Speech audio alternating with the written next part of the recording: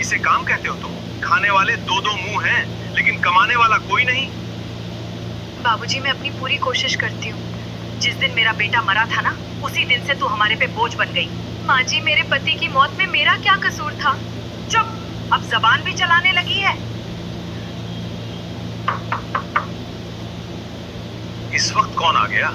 भगवान के नाम पर कुछ खाने को दे दीजिए। 2 दिन से पेट में अन्न का एक दाना नहीं गया। यहाँ कोई लंगर नहीं लगा है, आगे जाओ। मालिक, थोड़ा सा बचा हुआ खाना ही दे दीजिए। बच्चे जैसा पेट है, बस 2 रोटी मिल जाए। सुनिए, क्या? मेरे दिमाग में एक बात आई है। कैसी बात? अगर इसे भी इसके साथ भेज दें तो हमारा रोज रोज का झंझट हमेशा के लिए खत्म हो जाएगा। हाँ, बात तो सही है।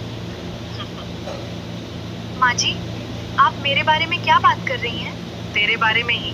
जी, आज से तू इस घर में नहीं रहेगी। क्या? हाँ, सुना नहीं? निकल जा यहाँ से।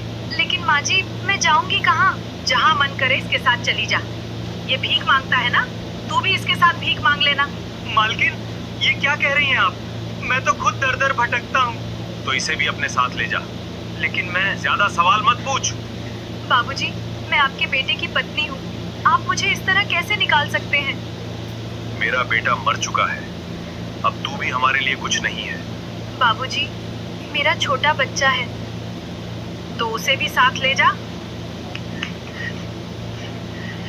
माँ, मुझे डर लग रहा है। अगर मुझसे कोई गलती हुई है तो मुझे माफ कर दीजिए, लेकिन मेरे बच्चे पे दया कर दीजिए। हम कहाँ जाएंगे? बस, बहुत हो गया तेरा रोना धोना। निकल यहाँ से। माँ जी, नहीं निकली तो धक्के मारकर बाहर निकलवा दूंगी।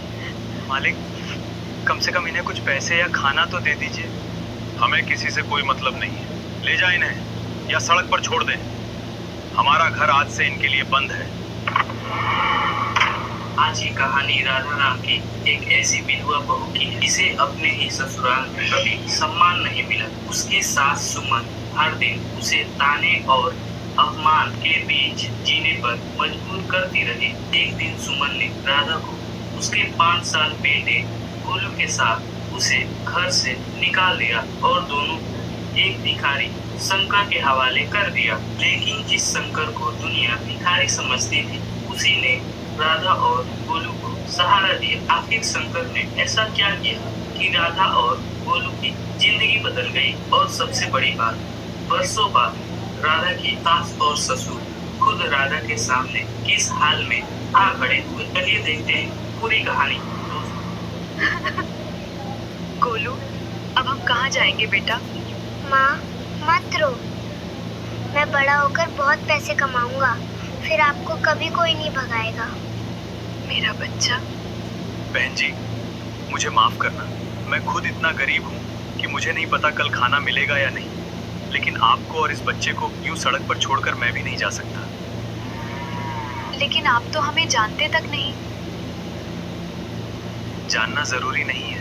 भूख अमीर और गरीब में फर्क नहीं करती, दर्द भी नहीं। मेरा नाम शंकर है। मैं पास की पुरानी झोपड़ी में रात काटता हूँ। जगह बहुत छोटी है, लेकिन आज आप दोनों वहीं रुक जाना। लेकिन शंकर जी, हम आपका बोझ कैसे बन सकते हैं? बोझ? आज आप मुसीबत में हैं, कल शायद मैं रहूं। जिंदगी किसी को हमेशा ऊपर नहीं रखती। ठीक है, चलिए।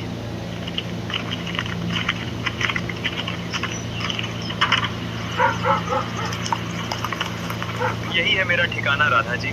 छत जगह जगह से टूट गई है, बारिश में पानी भी टपकता है, लेकिन कम से कम सिर छुपाने की जगह है। आज अगर आप नहीं मिलते, पता नहीं हम दोनों कहाँ रात बिताते। ये बच्चे को ओढ़ा दो। नहीं शंकर जी, आप क्या ओढ़ेंगे? मुझे आदत है ठंड की। माँ हूं नहीं, पर दर्द समझता हूँ।